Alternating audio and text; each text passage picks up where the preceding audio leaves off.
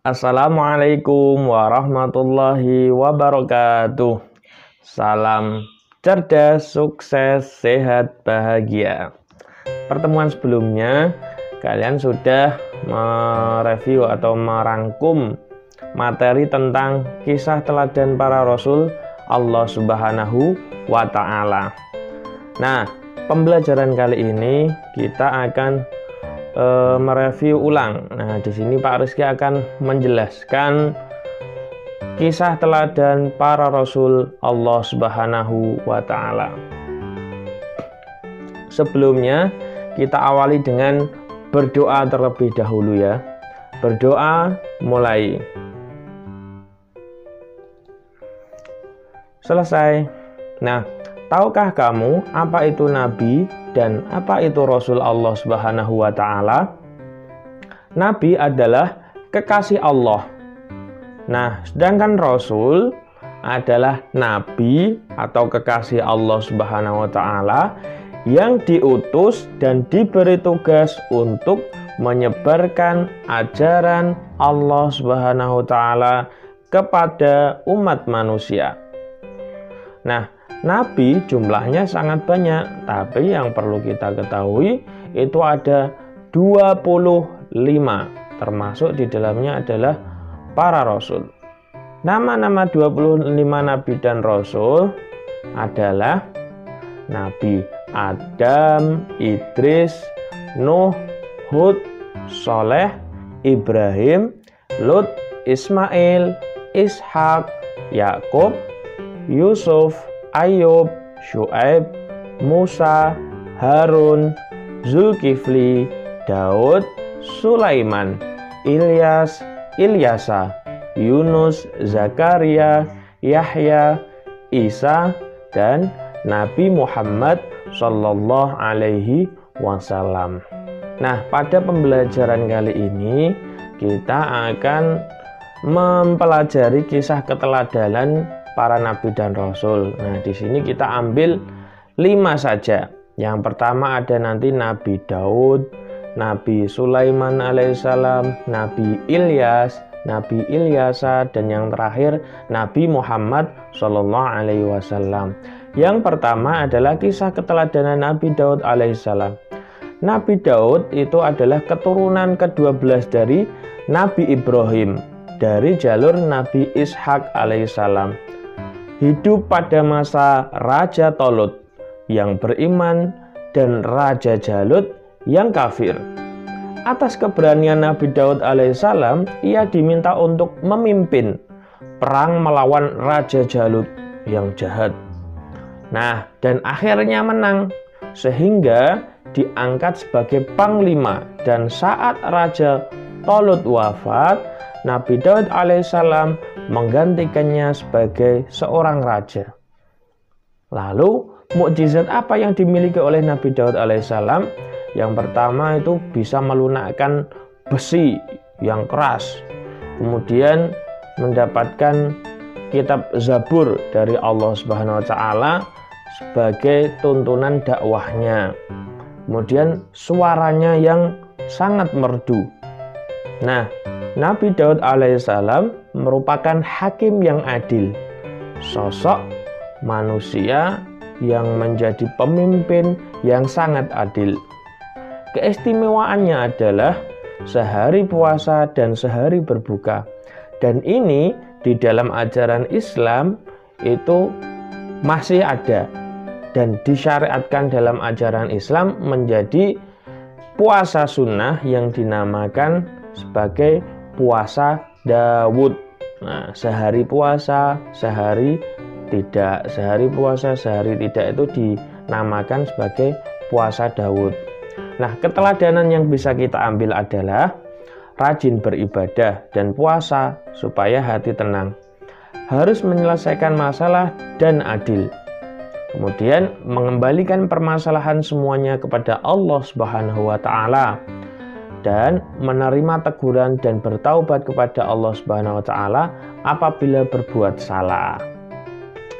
Nah, selanjutnya kisah keteladanan Nabi Sulaiman. Nabi Sulaiman alaihissalam adalah putra dari Nabi Daud alaihissalam, menggantikan ayahnya sebagai raja pada usia masih sangat muda, yaitu usia 13 tahun. Nah, sejak kecil Nabi Sulaiman menunjukkan kepandaian dan keistimewaannya. Apa saja keistimewaan Nabi Sulaiman? Nah, keistimewaannya adalah yang pertama, bisa mengendalikan dan mengendarai angin. Luar biasa ya. Kalau Allah sudah menghendaki, tidak ada yang tidak mungkin. Kemudian bisa memerintahkan jin. Bisa berbicara dengan hewan.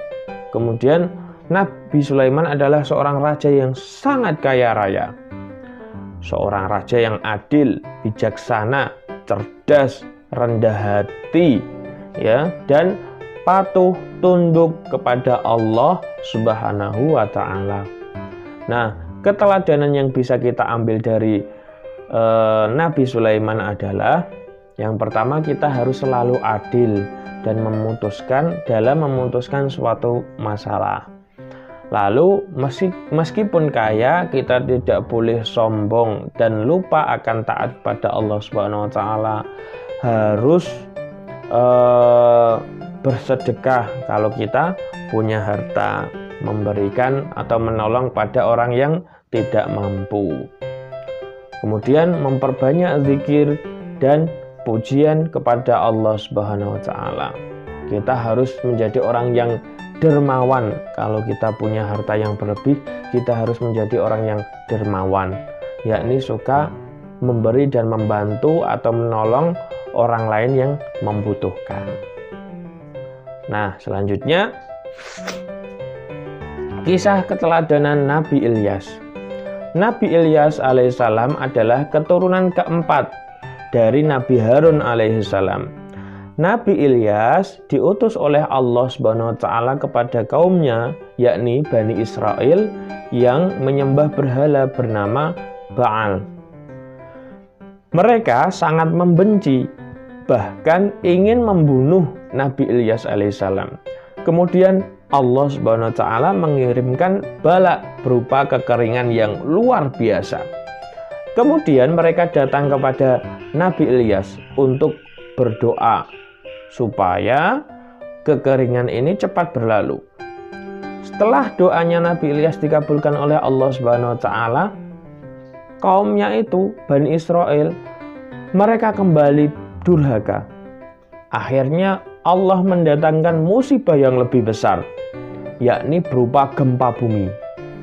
Nah, pada saat musibah gempa bumi ini, hanya orang-orang yang beriman yang selamat. Oleh karena itu, jika kita ingin selamat dalam musibah atau wabah, kita harus selalu taat kepada Allah Subhanahu wa taala. Beriman kepada Allah Subhanahu wa taala dengan sepenuh hati, yakni menjalankan apa yang diperintah oleh Allah Subhanahu wa taala dan menjauhi segala yang dilarangnya. Nah, keteladanan dari Nabi Ilyas alaihissalam adalah selalu sabar dalam menghadapi masalah. Nah, ini umatnya yang durhaka, beliau selalu istiqomah mengajak pada kebaikan, selalu berdoa untuk keselamatan umatnya. Dan untuk umat manusia yang durhaka, Allah akan menurunkan bala atau malapetaka atau siksa, sehingga kita harus taat dan iman kepada Allah Subhanahu wa taala. Supaya apa? Supaya Allah meridhoi segala aktivitas kita dan menjauhkan segala bala dari kita. Nah, itulah keteladanan dari Nabi Ilyas. Selanjutnya Nabi Ilyasa alaihissalam. Nabi Ilyasa alaihissalam adalah keponakan dari Nabi Ilyas alaihissalam. Ia diangkat menjadi nabi setelah Nabi Ilyas alaihissalam wafat. Kemudian ia melanjutkan perjuangan memimpin kaum pamannya itu. Semasa Nabi Ilyasa, Bani Israel hidup cukup rukun, tentram, makmur karena berbakti dan bertakwa kepada Allah Subhanahu wa taala. Namun, setelah Nabi Ilyasa alaihissalam wafat, mereka kembali kufur dan tidak taat kepada Allah. Kemudian Allah Subhanahu wa taala melenyapkan kenikmatannya itu sehingga para kaum Bani Israel yang kufur hidup dengan sengsara. Kemudian di saat itulah Allah Subhanahu wa taala mengutus Nabi Yunus untuk membawa ajaran, mengajak kaum-kaum yang kufur untuk kembali taat kepada Allah Subhanahu wa taala. Nah, keteladanan Nabi Ilyas adalah pelanjut kekuasaan Nabi Ilyas, kemudian mampu menciptakan suasana kaum yang rukun, tentram, dan berbakti pada Allah Subhanahu wa taala. Kalau kita berada dalam suatu kelompok atau di dalam kelas, kita harus bisa menciptakan suasana yang rukun, suasana yang baik, suasana yang tentram. Kalau ada teman kita yang bertengkar, kita lerai, ya, kita damaikan mereka. Kita harus memberikan contoh perilaku yang baik kepada teman-teman sekelas kita. Nah, ini adalah salah satu bentuk dari meneladani sikap dari Nabi Ilyas alaihissalam.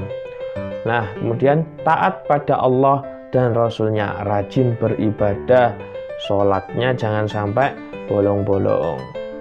Nah, selanjutnya adalah kalau kita durhaka pada Allah dan Rasulullah SAW, itu bisa menyebabkan malapetaka, bisa menyebabkan kesengsaraan bagi hidup kita. Nah, jangan sampai kita durhaka kepada Allah Subhanahu wa taala.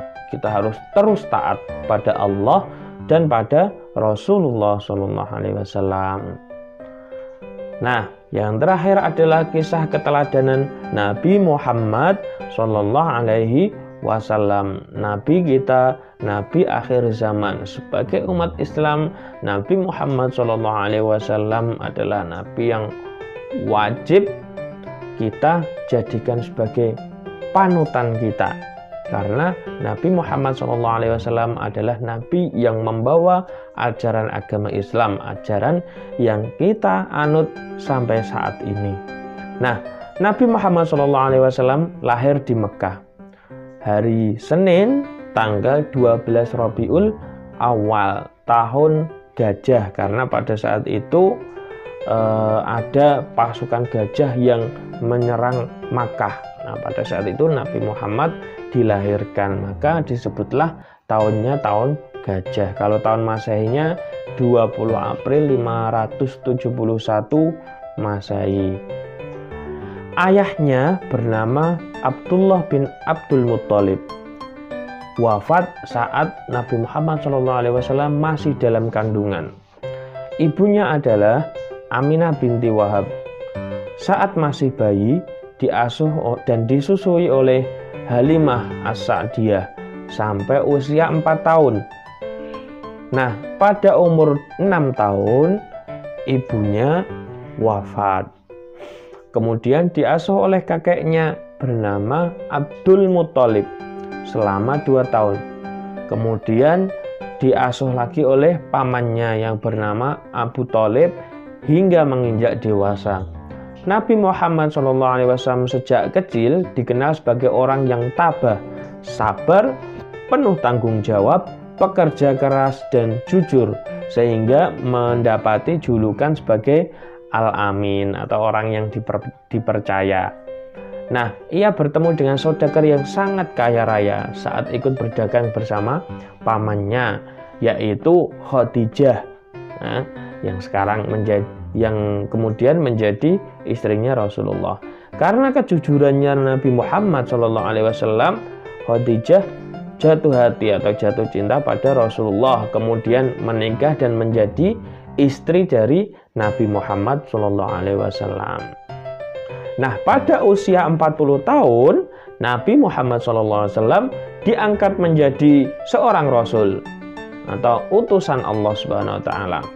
Nah, saat itu Nabi Muhammad sedang berkhalwat menyendiri di Gua Hira. Beliau menerima wahyu pertama Quran surat Al-Alaq ayat 1 sampai 5. Nah, nanti suratnya bisa dibuka ya. Quran surat Al-Alaq 1-5. Nah, pada semasa dakwahnya Nabi Muhammad SAW banyak sekali mendapat tantangan dan halangan dari kafir Quraisy. Di antaranya adalah Abu Lahab dan Abu Jahal. Nah, namun Nabi Muhammad pantang menyerah dan gigih dalam menyebarkan ajaran agama Islam. Nabi Muhammad SAW terkenal sangat jujur dan pemaaf. Beliau juga peduli dan mencintai anak yatim. Nah, keteladanan dari kisah Nabi Muhammad SAW ini adalah meskipun sejak kecil Nabi Muhammad adalah seorang anak yang yatim piatu, namun Nabi Muhammad SAW tidak pernah mengeluh dan bersedih. Beliau tetap sabar dan tabah dan kuat dalam menjalani kehidupannya. Beliau adalah seorang yang rajin bekerja dan tangguh. Maka kalau kita mau meneladani beliau, kita harus rajin belajar, karena saat ini kita masih belajar. Kita harus bersungguh-sungguh dalam kita belajar. Yang rajin ibadahnya juga. Kemudian Nabi Muhammad adalah seorang yang jujur, yang dijuluki sebagai Al-Amin, dipercaya. Nah, dan beliau sangat mencintai dan menyayangi anak yatim. Kalau ada anak yatim, beliau sangat mencintainya dan menyayanginya. Oleh karena itu, kita tidak boleh menyakiti hati anak yatim. Nah, perilakunya Nabi Muhammad SAW adalah cerminan akhlakul karimah, akhlak yang baik. Segala aktivitas dan perbuatan Nabi Muhammad SAW adalah cerminan dari akhlak yang baik atau akhlak yang terpuji. Nah, itu tadi kisah dari para nabi dan rasul. Selanjutnya adalah latihan soal. Silahkan kalian melakukan aktivitas atau perbuatan yang meneladani dari sikap keteladanan para nabi dan rasul. Silahkan kalian lakukan 3 aktivitas yang berbeda, kemudian diberi keterangan. Misal contoh aktivitas A,